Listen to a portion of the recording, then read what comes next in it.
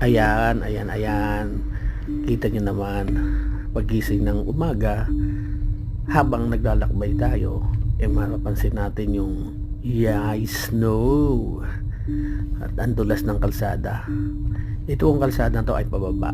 At habang naglalakbay po tayo, medyo dahan-dahan lang ang ating biyahe sapagkat malamig at madulas ang kalsada.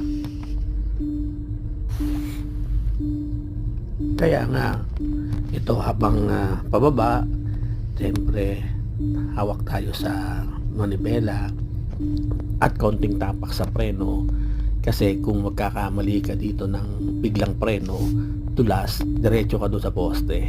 Kaya ingat lang.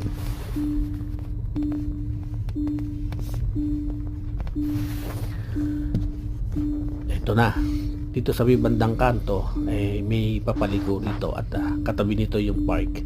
Kaya on the way.